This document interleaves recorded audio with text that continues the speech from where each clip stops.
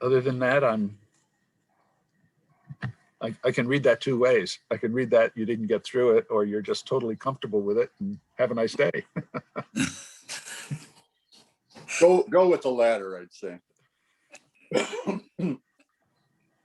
I felt pretty good that this was the first time that we've kind of come out with offering some suggestion and kind of shining a light on what we would like to see being considered as those properties are changing hands and changes being made, because there has been a separation, I'd say, of church and state, or or state and town, depending on how you, or national and town, depending on how you want to look at it. So I feel like we've like the discussion that we've had about it has been forwarding our desire to see those properties be managed in the kind of the same way that we would manage properties in the historic district. I don't know if others of you feel the same way about that. I agree with that. Totally. And as I read the documents, it's right in line with what I think we were all thinking.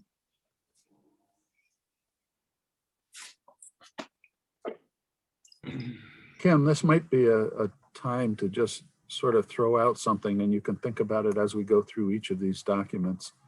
You and I have had a conversation about a desire to have a study session time with City Council, just to kind of review preservation and, you know, its role in the community, and what are our tools, and, you know, what all do we do.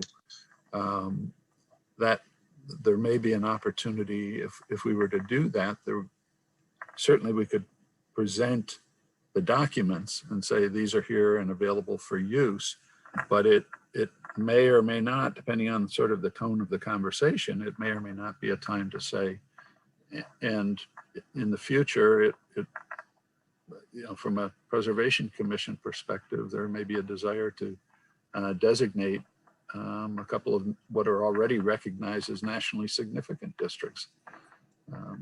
So just, I'm kind of putting that in the back of your mind, but with an eye towards getting in front of City Council and you know, talking about all of the good things that preservation does, and economic benefits and all of those things, just to build a sense of ownership on the part of council in the program.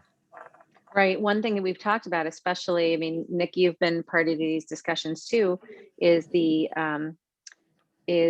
opportunity for education, even within our city council, in terms of properties that are actually the relationship between the National Historic Register properties and the city's historic district, and where each of the city's historic districts are. I think there are some properties that probably the council, just because they're not involved with preservation the way we are, probably just is not aware of as being part of the historic district, and why that's important, or when they were brought into the historic district. And as we've had discussions previously about expansion of historic district and some of these other properties that were built in the 40s and 50s that might not be part of the existing historic district, but were coming into historical significance of their own, you know, seeding the council with that kind of information, I think could only be helpful as we kind of build on their education too.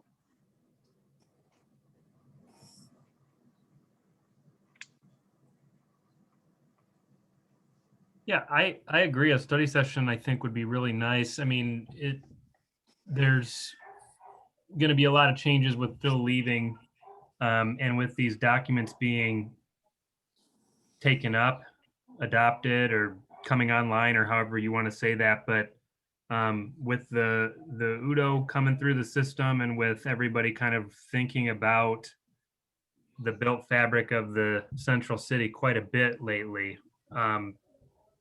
it might be a good time to pursue a study session to increase that awareness.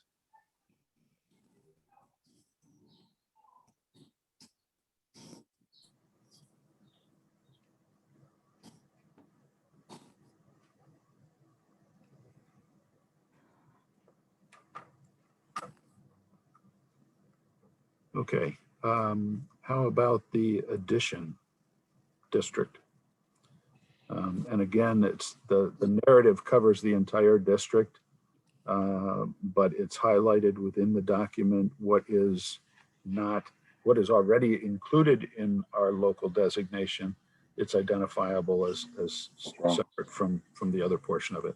And it will rely on our current design guidelines. And as the newer set of guidelines gets adopted, it would then rely on those as opposed to a separate set of guidelines for that district.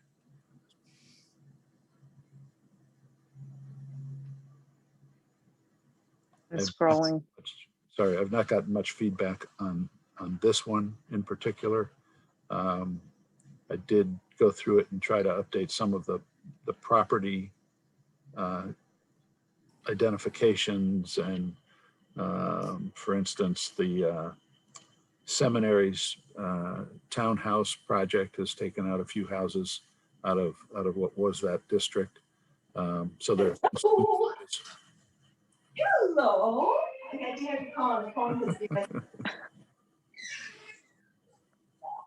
oh, now can you hear me out? Because I'm a little proud. Can you scroll back down a little bit, Mallory? I was just trying to look at was this the one that had where the boundaries are? Is that the one you're talking about?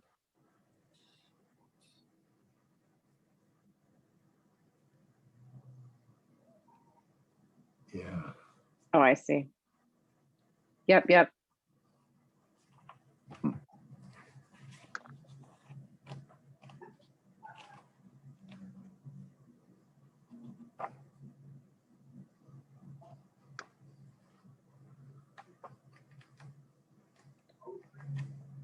this goes back to a comment that I think Nick made the case for, stated it very eloquently, I think, several meetings ago on this, and it's really the invitation to participate in the district. We've got something really special here. It's not well known, so we're trying to get information out about it. But if you're thinking of doing something in the district, take a look at these, and maybe there's a way you can do things that are supportive of the district, complementary to the district, and not just whatever the latest great thing might be.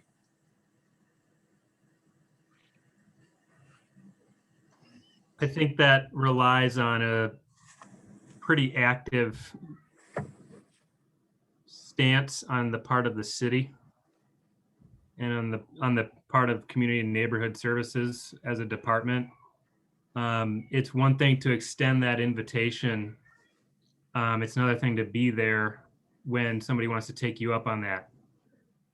And so it's good that we have these documents, and I think it's going to be really important for the next person who comes in to run with these. And if tweaks need to be made, they make them and sort of put their own fingerprints on these documents as well. But then that they don't go on that shelf and gather dust. But try to get some people to come to the table and think of it as an invitation. But then we have to do our part too.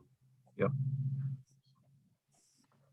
Yeah, you're right, because without an active nurturing of it, I think it'll do just what you said, Nick, which is sit on the shelf.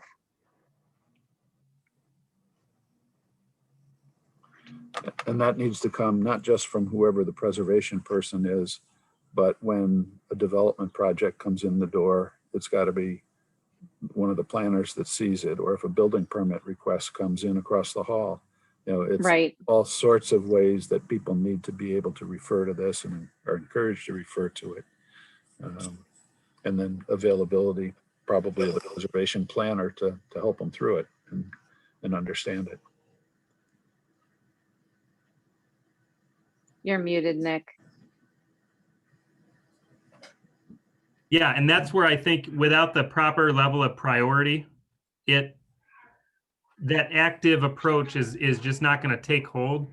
The other thing that we could, as a commission, think about in kind of doing our part, if we really want to encourage city staff to be taking this seriously, is thinking about the occasional study session. If somebody is coming earnestly with questions or, wanting to lean on the skills of the preservation planner. The preservation planner has a limited bandwidth. They have applications they have to process, and they have a budget of hours that's allocated to them.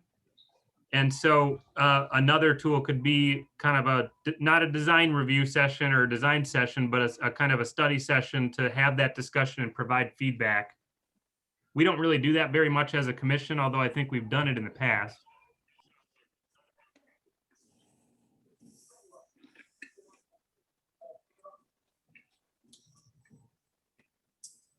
I was trying to think of, Nick, I'm trying to think about like when we have done it as a past, because I think you're right. I think we have done that. I can't think of the example that I vaguely recall where somebody came in for basically a study, but the answer was kind of like, yeah, we don't usually do that, but we'll do it. Yes, and I can't remember what it was for either, but I do remember that. I mean, again, it's like I have this glimmer of a memory. Yeah, it might have been the big 7-unit Queen Anne by the library, but I'm not sure. Oh, that's right. But offering that up in that active approach might be, a nice thing for the commission to offer.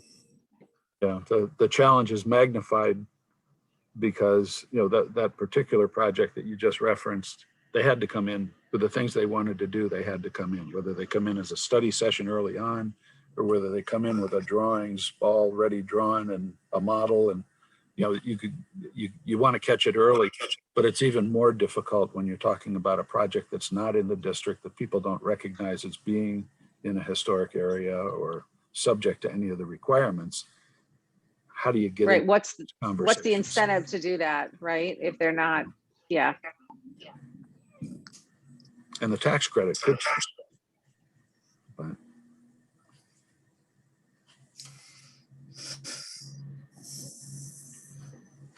it could be linked to infill review, perhaps, if projects like that apply. But I hear you. If it's not going to get flagged because it's not even in the district, and we're just trying to promote, that kind of thinking, we need to be pretty active about how we want to think we're flagging that. I would think. Mm-hmm.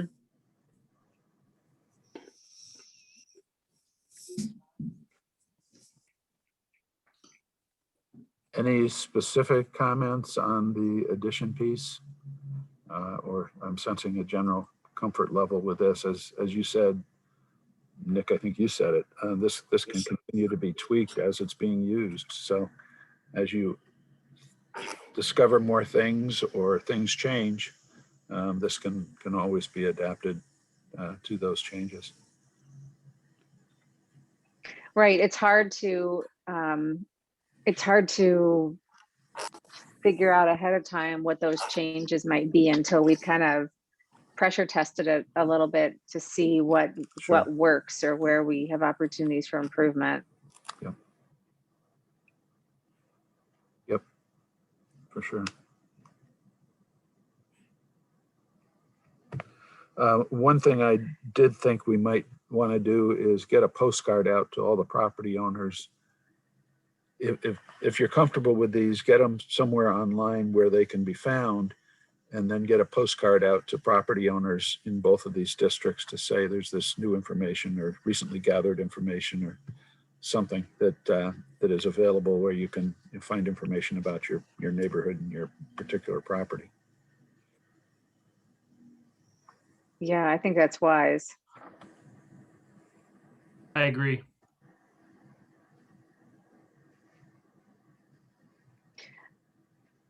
So Phil, help walk us through like what next steps are.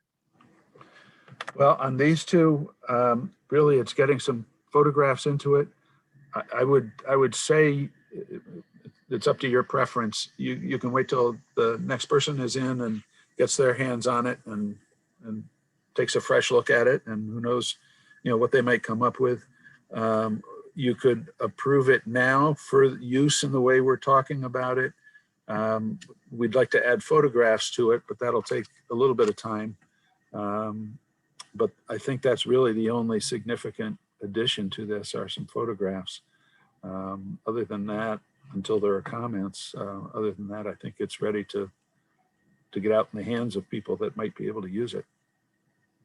Yeah, I probably wouldn't let photographs stand in the way of getting it out into the hands of people to actually start activating it. But I do think that Mhm. whoever comes in to fill your very large shoes, it'll be a nice crash course into the, into, you know, what we're thinking about as a commission and what's in our districts.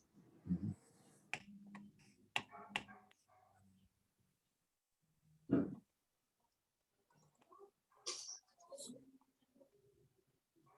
So you could either, someone could pass a motion or offer a motion to accept this and begin working with it, or we'll just start that process with, as the new planner comes in. I would Um, make- go ahead. Go ahead, Nick. I would make a motion to adopt these two documents for administrative use and reference.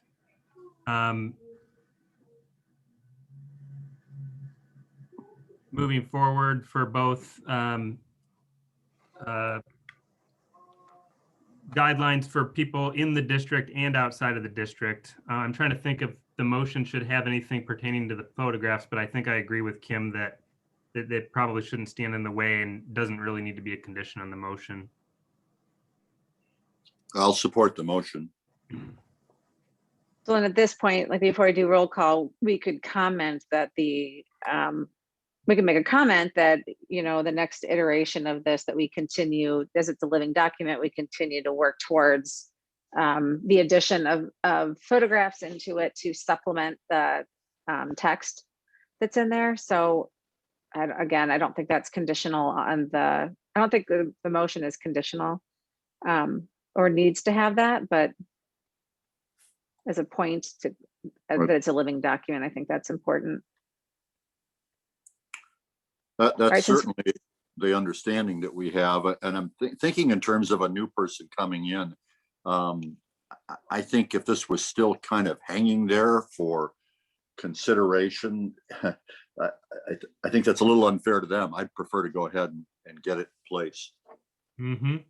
Yeah, I agree. Also, because it'd be hard for them to take our temperature as a commission on where we are on this. So having this sort of, these two documents kind of tied up with a bow is probably a nice gift for the incoming individual.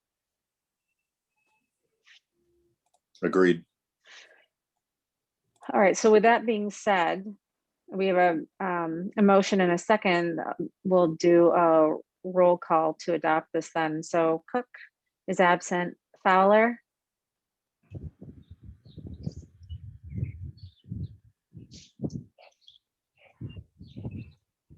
I hear birds, but I don't hear.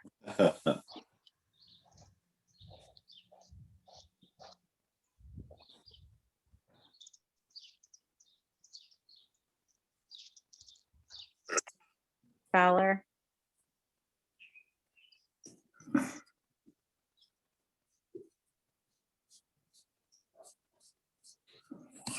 Heck. Can you, Oh, there he is. There. are you there? I lost my connection. I think Well, I'm back now. Okay, we hear you. did you hear about a motion was made to approve these two documents for you? So I'm just doing Yes, a I roll did. call. Okay, good. So, And the conversation about adding photos, it being a living document. oh, cool. Okay, you heard it all. So we're just at a roll call now on approve or deny. So you're up on an approve or I deny. approve. Thank you. Lambers? Approve. Nieves is absent. Berlinski? Approve. Shay? Approve. Ike, and I also approve, and so motion carries. Thank Awesome. you, Phil. You. Yeah, Thank this was you. a lot of It's- work, Phil. Thank you for keeping us on task here with this. Well, it's a long time coming too. Yeah. Good, thank you. The next piece is finding my original of it. What ultimately, Mallory, I don't know if you have the first 5 or 6 pages of that full document. I just want to give you the sort of overall context that these things are coming to you in. It's very similar to what you've seen before, slightly changed, but this is intended, and I've got a notebook here for my replacement. I've got a notebook here that lays it all out in this sort of format, but it's a full document of our historic preservation resources. And if you just scroll down that a little bit, Mallory, you'll see there's a purpose to the guidelines that's part of this. Keep going. And then you get into the table of contents. And this first piece, this is the part we'll talk about next, this assignment of review responsibility. So all of the different kinds of actions or work somebody might propose on a building in one of the historic districts. We tried to capture all of those in this. And then we have a description for each of those that breaks up, for example, and we'll come back to it, say architectural detail and ornamentation. There may be 3 or 4 different ways that topic can be addressed. And if you do it one way, it's a commission review. If you're simply repairing it in place, then there's no review at all. And then so you get a sense by looking at the list that is the next piece of this, you get a sense of what work is reviewable and who do you have to go through to get that work completed. If you keep going, Mallory, then you get down to part 2, which are the design guidelines, which we'll come back to, and then keep going. And then you get to the appendices. And why I'm saying this is everything historic preservation.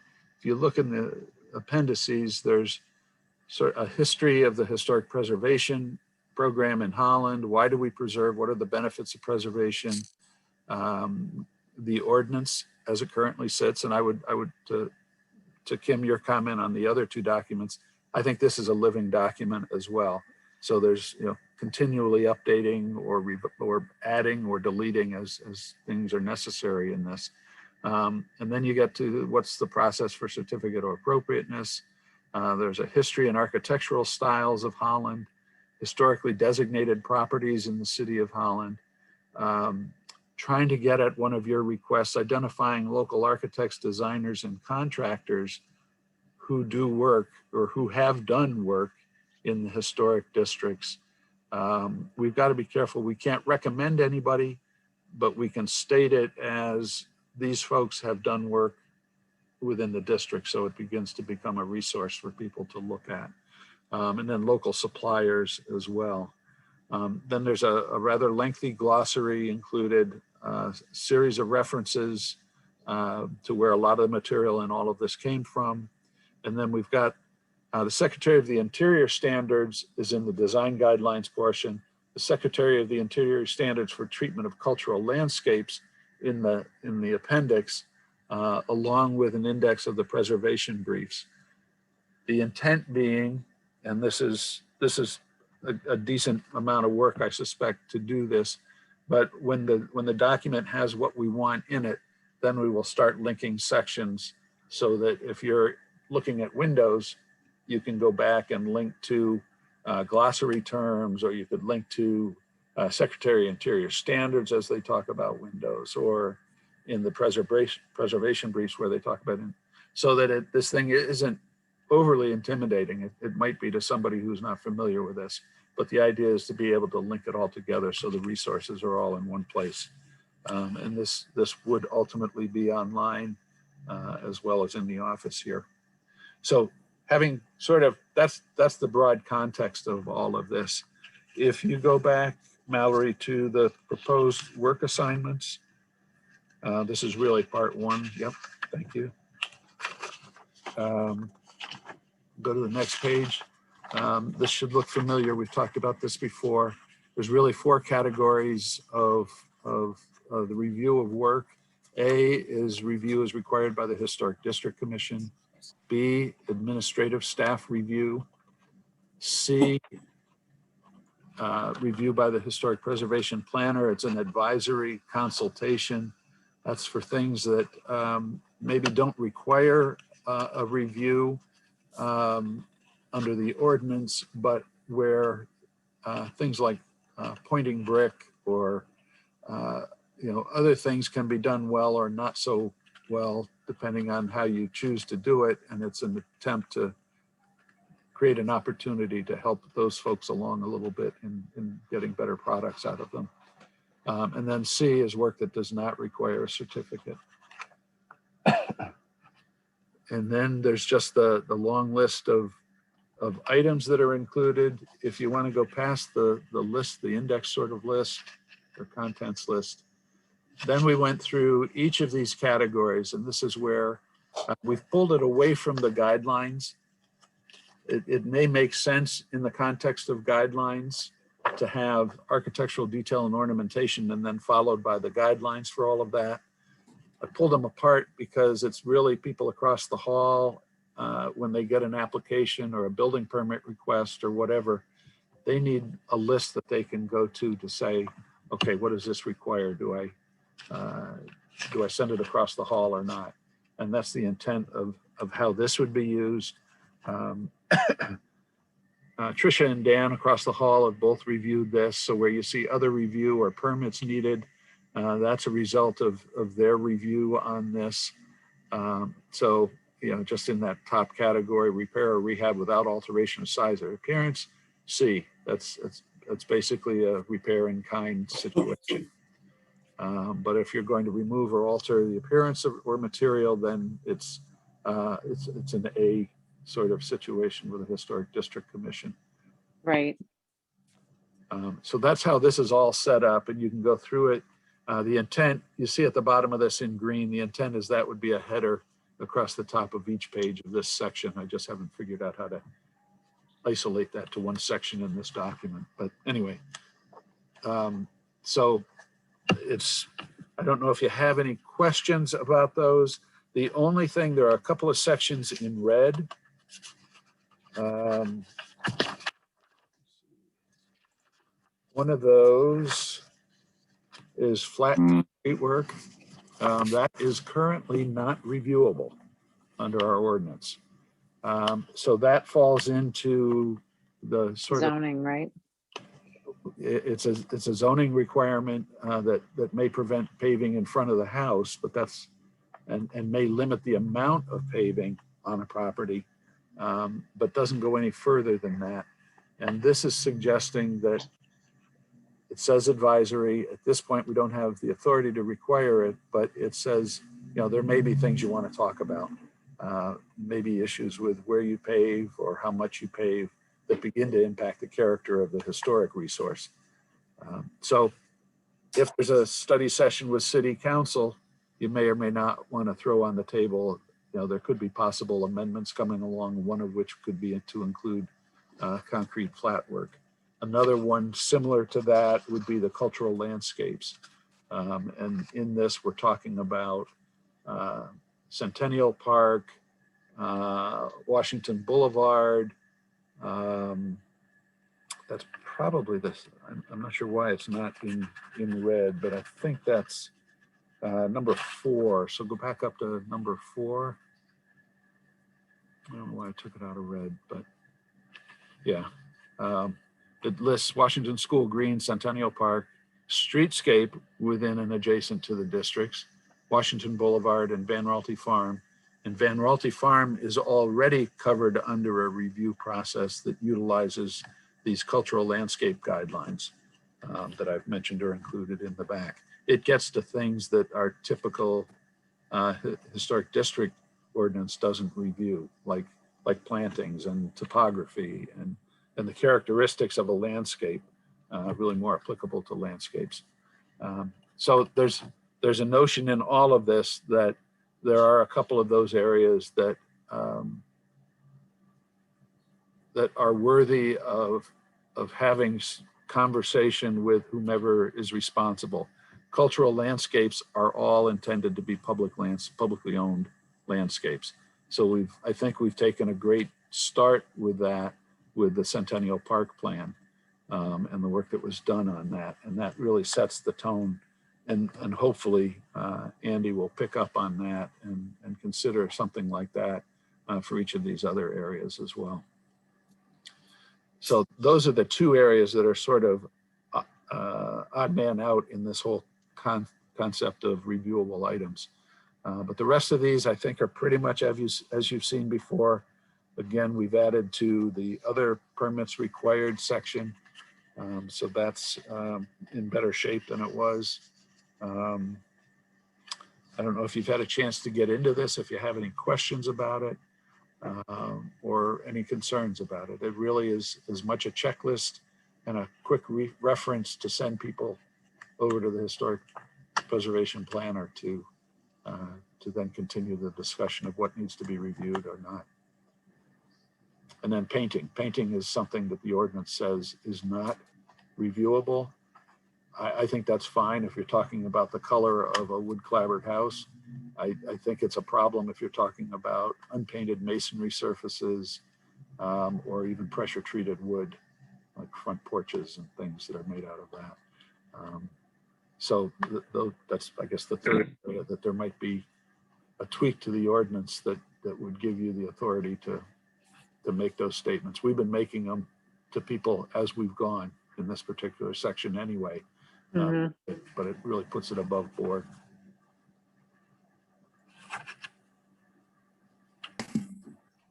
So that's the assignment of responsibilities piece.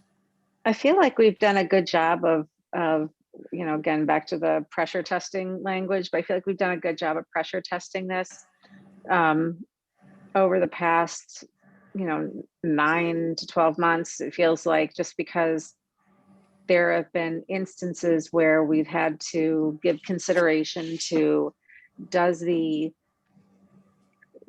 approval process, like, are we comfortable with you approving it, but would we be comfortable with whoever we don't know in your seat approving it? And this is a good, that continues for me to be the barometer of whether it feels like it's the right review level or not. You know, I know what, you know, we've all become comfortable with you approving. I just would, so taking the person in your role out of the equation, just having it as a role, and does that, thinking about that versus you being in the role, with you being in the role, it's been easy. But with thinking about that as administrative approval with whomever may or may not be in the role is kind of been my barometer for whether it's been a good call or it's something that we might want to see. Yeah. I'll say two things. One, it depends on who the next person is, I think, and how quickly you can get comfortable with that person. My understanding is I think they're down to 2 candidates, and I don't think either one has much in the way of preservation background. So that's accurate. It's a real challenge that you're putting out there. The other point is, administratively, it's stated in here, and I've always understood this section, you know, the delegation of authority here to be, if the staff person is not comfortable making a decision, they can refer it to the commission. So I would even say, if you're not comfortable, you know, you can set the boundaries where you want to on what gets administrative review, and maybe as the next person gets into this, you know, it's a process of working through this and fine tuning this as you go.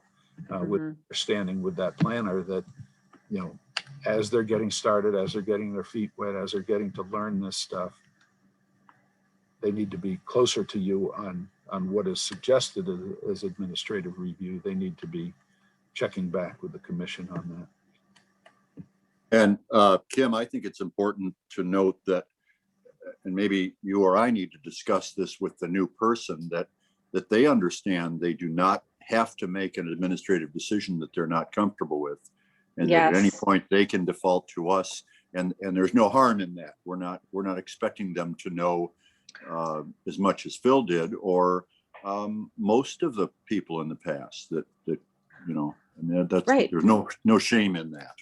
Oh my gosh, no, that's a great point and a good reminder, John, because there have been times, Phil, when you've said, you know, I'm not 100% comfortable here with based on what you're sort of uncovering in the dialogue with the homeowner. So there have been things that you've brought back and Grace before you, to just make sure that, you know, we're all on the same page. So I think that's a great reminder. And maybe there's even a, you know, a sentence or two at the beginning of this list that acknowledges that there is a learning curve going on here, and that if, I mean, we could change designations if you want to, or leave them the same way and allow that reference to happen from the planner to you. But we could say that that's, you know, that's part of the process at this point in time. Yeah, if the planner is not comfortable with, you know, making a decision due to either, you know, new enroll or complexity of what's being presented to them. So for, you know, there are many reasons, right? Sure. That, you know, they may always defer to, you know, the commission on items that may also be staff approved. So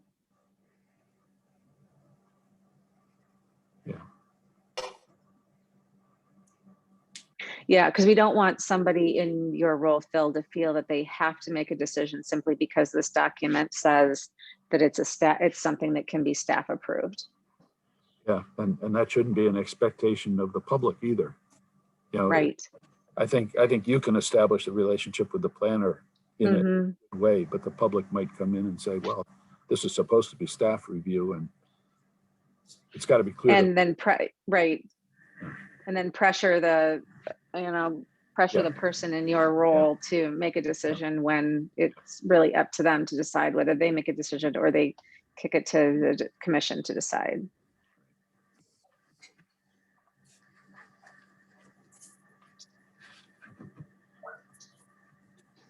Any more thoughts on this section? Then I'll roll us into the design guidelines section. And that has, I'm not sure when the last time I gave you a copy of the whole design guidelines section. If you want to, Mallory, just kind of move forward in this a little bit. Got the Secretary of the Interior standards. That's, you know, what you use when you're ultimately making a decision on things. You refer to those. There's some overall expectations, and really it focuses on the character defining features of properties as the most significant elements. So there's some broad kind of overarching statements there. And then there's a word about alternative materials, which is introduced with the expectation that more and more we're going to see people coming up with new solutions and trying to go with something that's different than what has been approved in the past. And that there may be an opportunity to do that, but it's going to be carefully considered. Then you get into the design guidelines for each, and there's I've gone through this probably 4 or 5 times in terms of trying to get it to read fairly consistently. It has a good deal of narrative to try to describe what the significance of the particular architectural component is, and what the key factors are that you should be considering as you look at either repairing it, and there are some considerations there, or if you're trying to replace or add on or do something like that, trying to capture the most important things in that whole sort of milieu of issues. And if you were to read this, you would probably find, if you read it cover to cover as an applicant, you'd get the sense that there are some repeating themes in here, and that's where some of the previous sections help sort of identify those themes. If you've had a chance to get into it, great. This is just a reminder. in each of these sections, where it's useful, the intent is to add a diagram or a photograph, and if necessary, identify some references for that particular issue. So that's a constant piece in here. This is not quite as ready as the other documents were, but it does get the guidelines fairly well stated in a lot of different categories.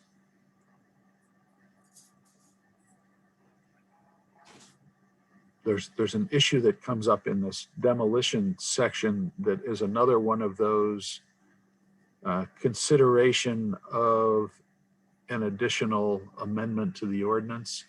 And we've talked about this a little bit, but the notion of a demolition by neglect section of the ordinance may be something to consider. The shaded language is taken right out of our current guidelines. So just when you see that, know that that's something we've already got in the guidelines. And there is a reference to, I think a little further down in this section, Mallory, I think there's a reference to demolition by neglect.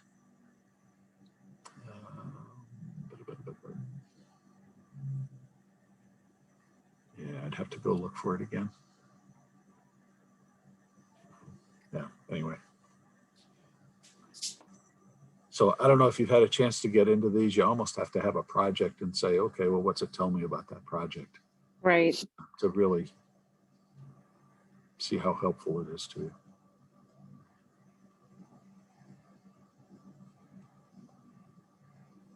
And these, as I've mentioned before, there's a list in the appendix of the 20 or 30 different design guideline documents that I've used as I've pulled these together.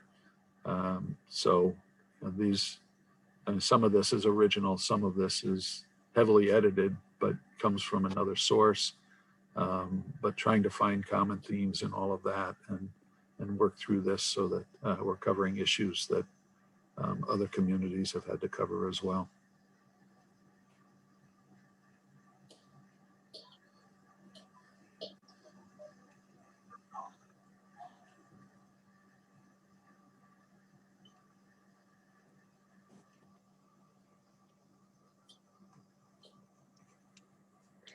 Phil, I've got a random question for you. Yep. Anywhere in here, and I'd like the commission to kind of weigh in on how you guys feel about this, whether it has to do with either the design guidelines or approvals, anywhere in here, does it state, because we've run into this in the past, does it state anything about I mean, in a much more eloquent way than the way I'm going to say it, but just because we've made a decision one way on one property does not mean that we will make that, that does not automatically mean that we would make that decision on another property. I think there's a statement very early in this that in the evaluation of proposals that you treat each property individually. Correct. Your decision on one property. Yeah. I didn't know if we needed to be, I didn't know if anybody felt, I mean, I know that's in there. I didn't know if we felt like we needed to be more overt about it. Maybe not, kind of like get the temperature from all of you. But I know we've had a couple of properties where they have, owners have gone back through to see how we have voted on making certain changes to properties. And then have gotten upset because we may not have agreed with those changes on their own properties.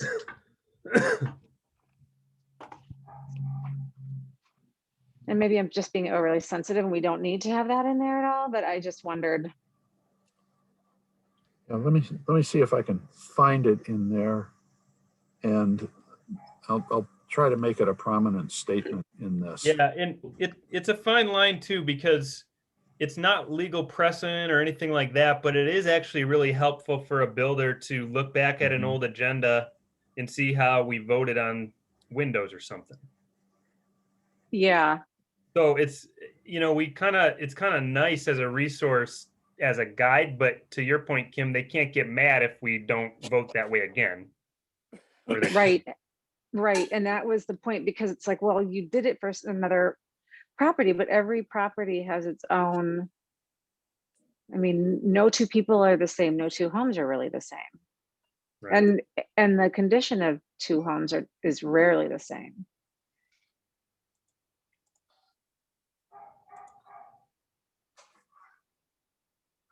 Well, if we've done something that proved to be a mistake, we can't be required to keep making that mistake. Ooh, correct. Yeah, Yes. I'm with you. Yeah, sorry to say it that way, but I think there are things we've done where we later look back and said, well, we should have done that a little better.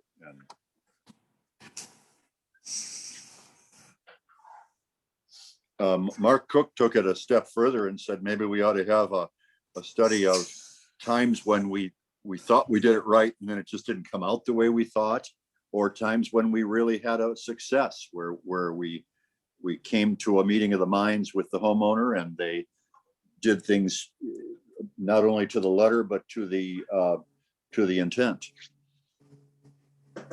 Right. Yeah.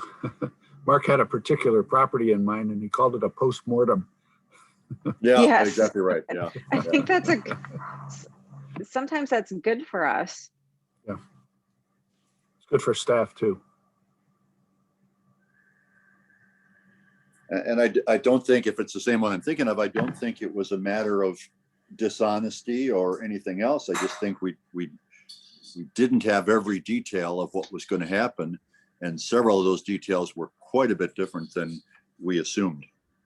Well, look at how many times when we've actually gone to look at a property and it was something that, photos can be deceiving. We've had ones before that we thought, oh my gosh, there was a garage, and I'm trying to think about, was it on 11th or 12th? I just remember that we all thought, okay, yeah, we probably don't want to touch it, but since it's so close, let's go take a peek at it. And we got over there and we're like, oh no, this is so different than, somebody did a beautiful paint job to kind of make it look in line with the home, but it was really like so badly cobbled together that the right thing to do was to allow the alterations the homeowner was looking for.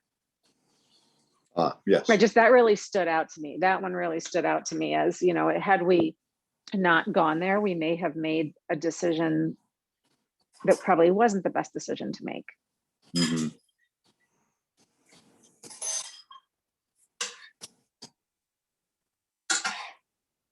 That's probably the opportunity of the living document in this piece as well. Mm-hmm. Because as you go out and explore those things and you say, well, that's what we were working with, but it didn't result the way we wanted it to. On that particular building that, at least that Mark mentioned to me, the one that was renovated was substantially deteriorated.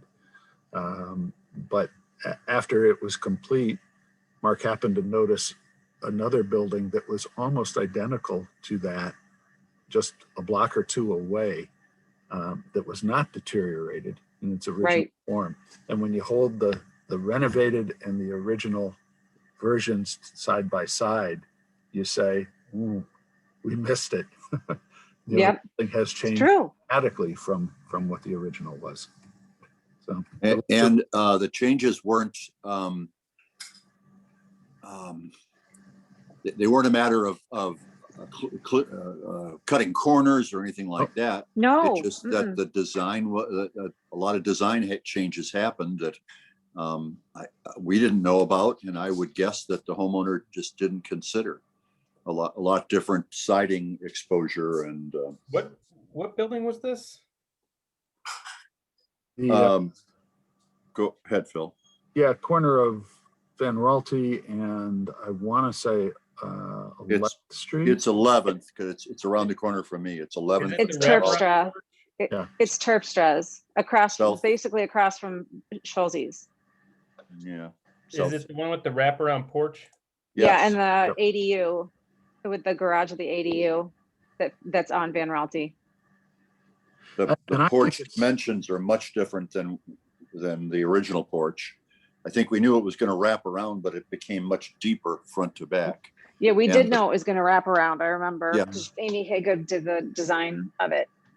But it's much deeper. It's a real different appearance. And Yeah. then the siding is a much different width, Yeah. height. You know, I think it's as much an incremental, sort of the cumulative impact of incremental differences Mm-hmm. in what was approved and expected and how it turned out. That frankly was one of my fears on the 7-unit property on 13th Street next to me, was all of the various things that were to be changed on that. Individually, maybe some of them weren't so bad, but when you start stacking them on each other, you end up with quite a bit of a different building. And I think that's Yep. been on this one. I think that's true. Quite true.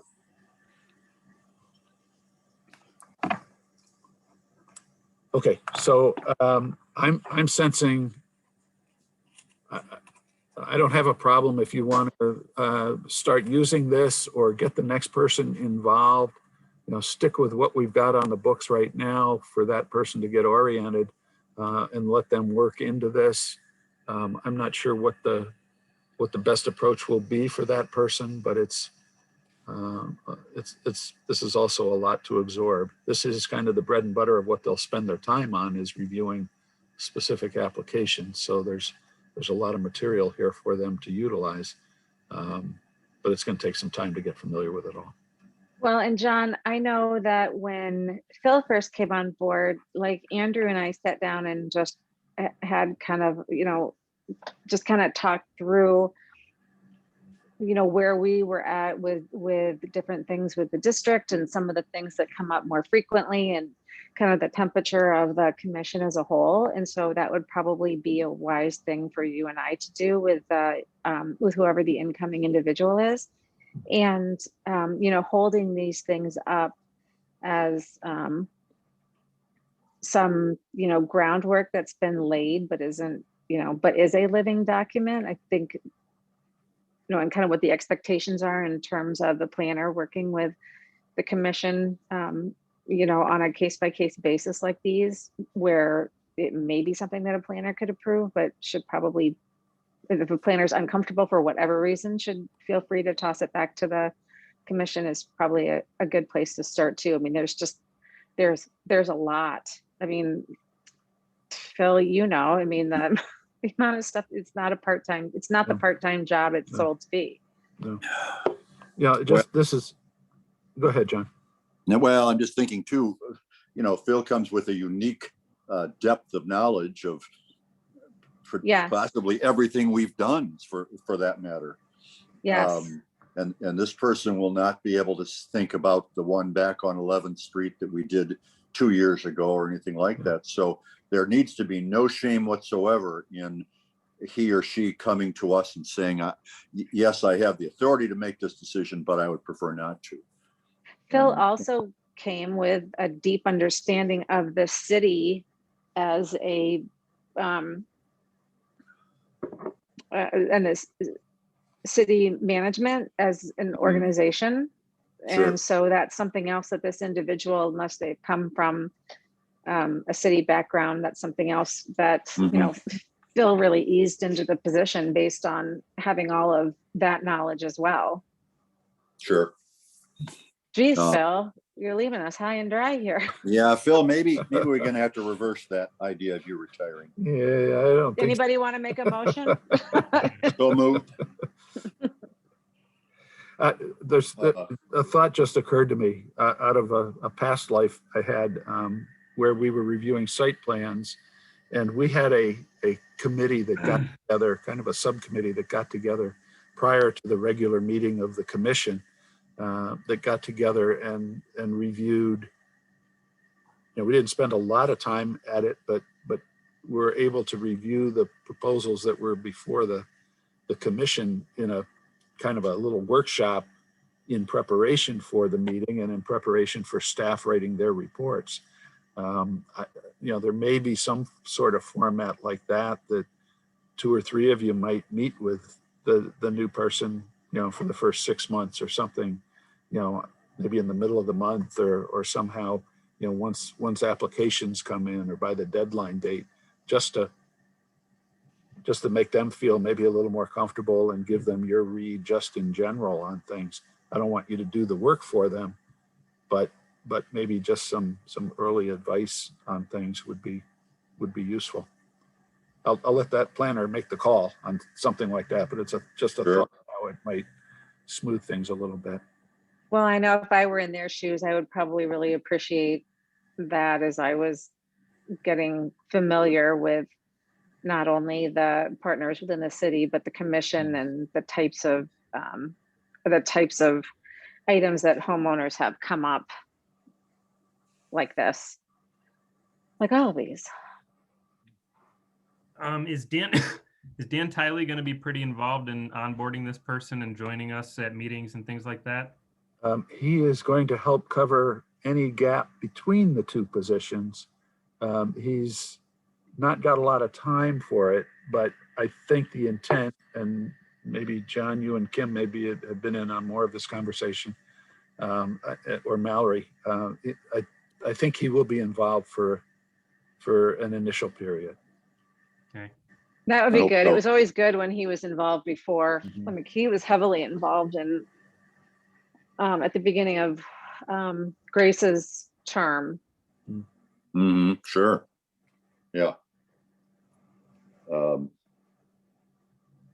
Because again, he's a man that knows the community and knows what's worked in the past, and he'd be in a pretty good position to. I mean, it's. I guess I need to say it's not nothing that Phil often says. I don't have a problem with this, or I have some concerns with this. That's a part and parcel of what we do next. And when there isn't a problem and there aren't any questions, then I certainly feel a lot more comfortable to just moving ahead. And that's not something that we can expect from somebody who hasn't worked for the city for a number of years. So there again, Dan is a real resource for the new person. Mm-hmm. Maybe that meeting, Kim, or meetings that we have, maybe Dan would join us. Yeah, I think that could be helpful too. Or we could make wristbands that say, "What would Phil do?" Phone a friend, phone a Phil. Yeah. Can I phone a Phil? Yeah. Watch out, Phil. We know where you live. I do. Not far away. I'll be sitting on my patio. Good for you. All right. So what are our next steps here? What do we need to do? Well, I would, if you're comfortable at this point, and all of this, you may want to wait until the planner's on board, but if you're comfortable with this, I'd like to get the assignment list out and start using the assignment list. The design guidelines, it's really up to you whether you want to, you can adopt them the same way you adopted the National Register districts and say to begin using those. I think it's that simple. As a living document that is, Yeah. that Yep. can be changed and altered as we kind of, bump up against those instances that need to be. Yeah. And then I think I'd say as you use it, if you go to a section on, I got mine open to barrier-free design. If you've got a question about a ramp and this doesn't get to it, or if you followed this, you wouldn't come up with a good solution, it gives you a chance to check all of these guidelines too, and make sure they're in the shape that you want to exercise those.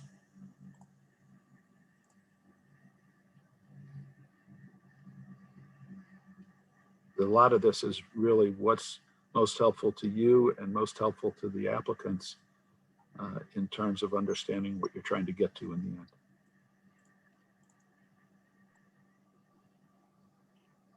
end. So I need to know how the commission feels about that. If anybody feels anyway, one way or the other.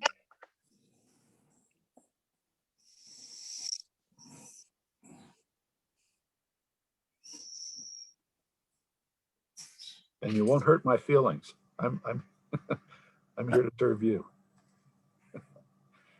Well, I feel as I did on the last set of documents that it's probably useful to have this done and not hanging over the head of a new person who's, not going to have great input. I mean, Insight, yeah. insight, I should say,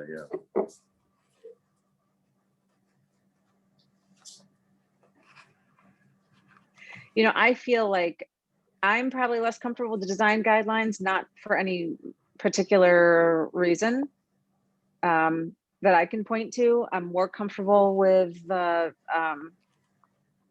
of the assignment of responsibilities, just because I feel like we've been testing that one along the way.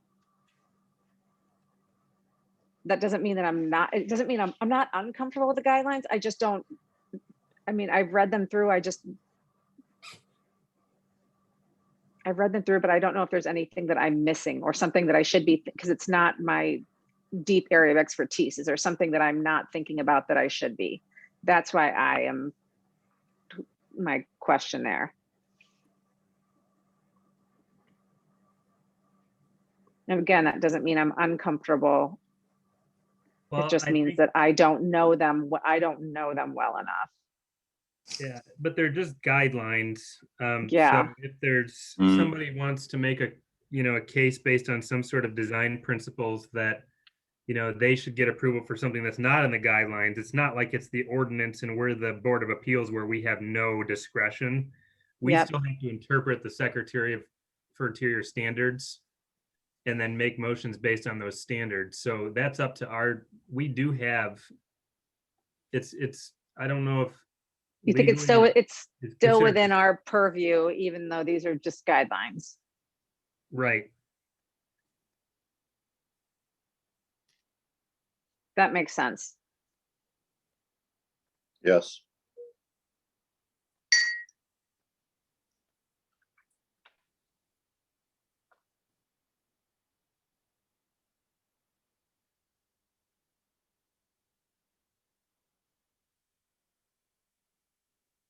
And the person coming in, again, probably picks up those guidelines and benefits from having them. Right.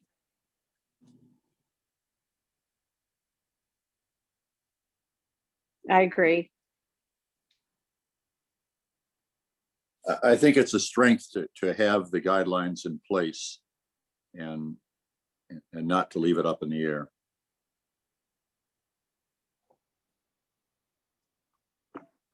Yeah, then in that case, yes, I agree with you. I definitely agree with you on that, the same way that I did on the first ones.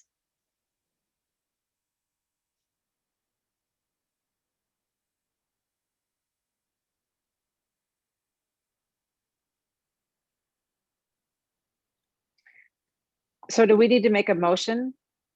Or what? Do we make a motion the way we did with the last one, Phil, in order to put these into play so that they can be kind of activated and used? I think that would be a good idea. Yeah. Well, I made the last one. Okay. Guess I it's my can't do turn. anything. One of my personalities could, I guess, make the Yeah, motion. let the other one. Kim the second. That's right. I guess I would move to approve these guidelines as presented. I'll second. And this would be for immediate use, knowing that this is a living document that we'll evaluate as we pressure test it with Yes, with properties that come into right. be reviewed. And I'm fine if we want that language in the motion. I didn't say it. No, I but think I'm saying to it for my own edification. No, Okay, it's the well, living that's good too. document for my own edification. That's good too. We certainly are in agreement. Okay, well then I'll start the roll call. Cook is Could I absent. ask for Oh, a sorry. clarification? Yes. Does this include the assignment of tasks, or you want to do that separately? You could wrap them all together if you wanted to. I think they can be in the same motion. Okay. I personally was fine with that, but I can't motion. Mhm. I'll agree. Okay. There we go. Cook is absent. Fowler, Yes. Approved. Lambers, Yes. Nieves is absent. Rolinski, Yep. Shay, Yes. Ike, I also approve, therefore motion passes, and we've got some new laws in the land for us to activate. Phil, these were, the complete body of work was significant. So, and I know you've been patient with us as we've worked through and tested and tried out these things. And, you know, I just want to say thank you, because you're really leaving the district in a better position than it was when you came in. Well, thank you. And I appreciate your patience. This has been a long time coming together. So Right. Teamwork. that's right. So with that, is that it? Is it? Well, that was Molly. easy. I gave you a couple of ideas of what's on your agenda.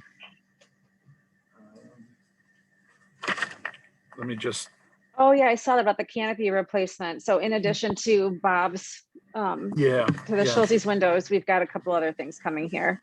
Yep. And let me just go through, because a couple of new ones have come in since I put that together.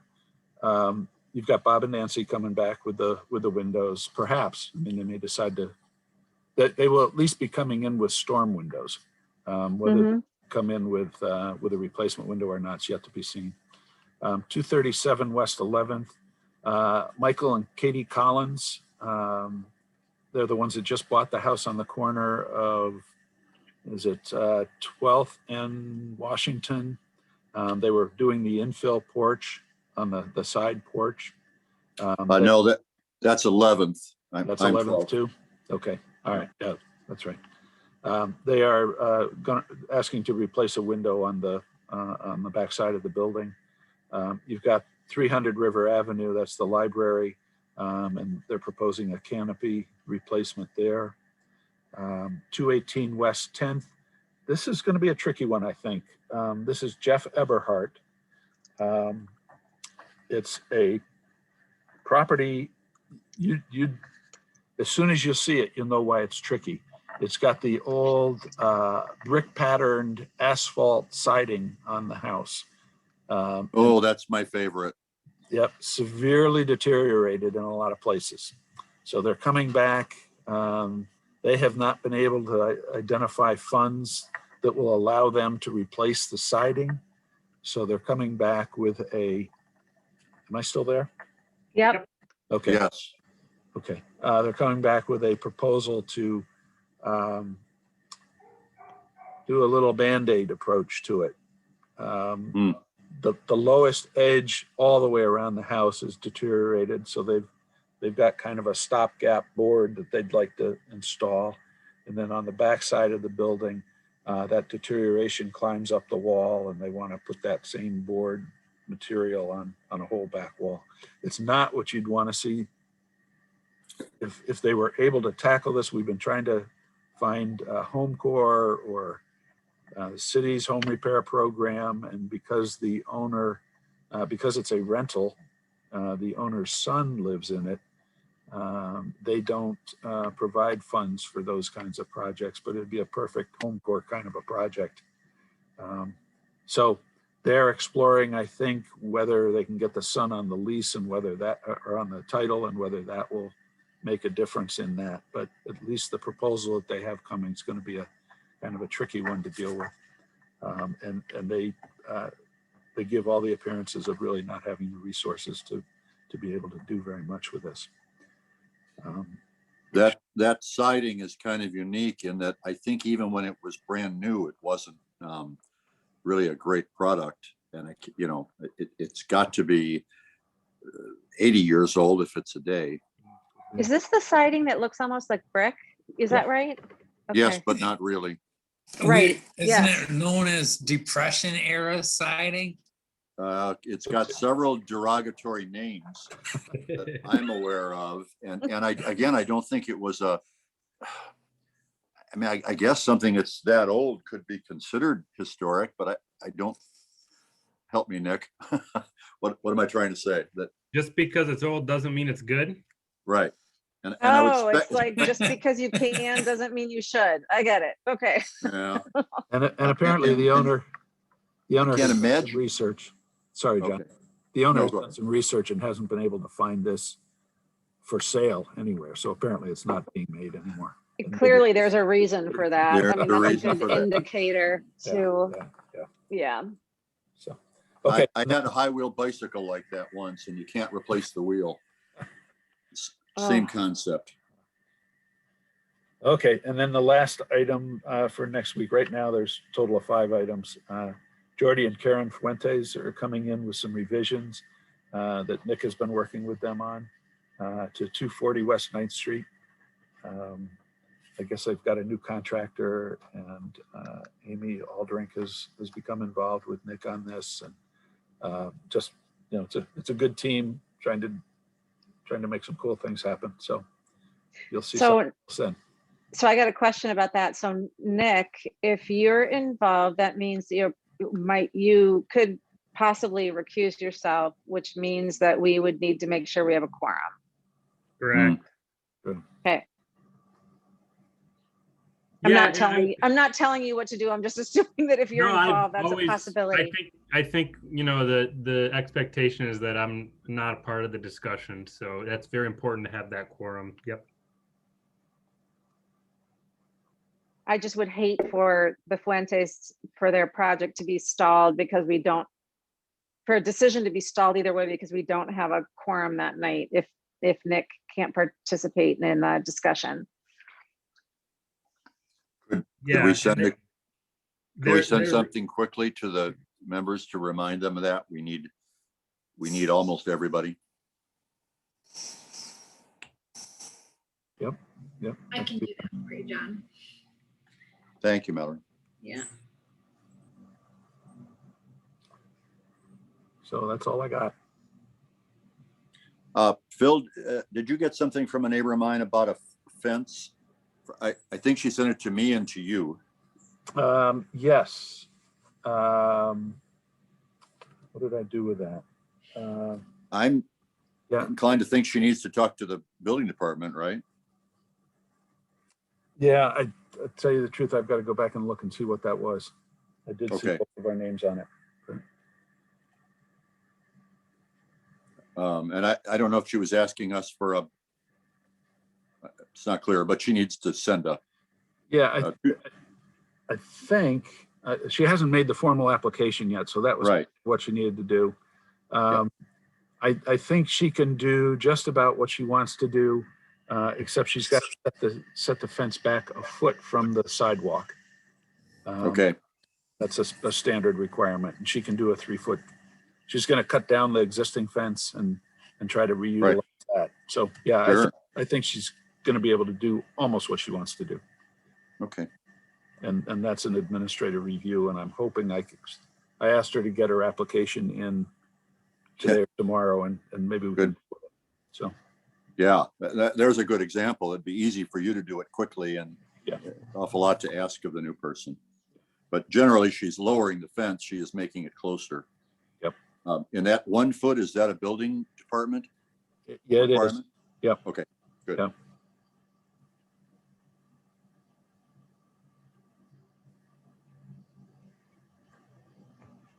Okay, well, I hate saying goodbye. Until my next application. Until your next, yeah. If this is really goodbye, I would like to just also put it on the record and say thank you, Phil, for serving in this role for the last few years. We've really appreciated it, and we're sad to see you go, but we'll see you when you bring in your next application, I guess. You got it. Thank you. Thanks. Or I'll see you on your morning walks, or I'll come hound you as I'm taking mine. That's okay too. Yeah. Yeah, And thanks, meanwhile, I'll everybody. talk to you tomorrow. Yeah. Okay. Yep. Okay. Well, thanks. With that, motion to everybody. adjourn, anybody? Oh, Yeah. no. You Oh, guys, sorry. somebody's got to wrap this puppy up. So Okay.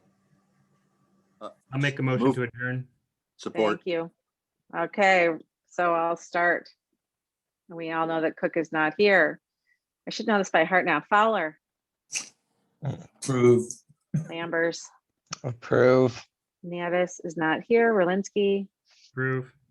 Shay, Approve.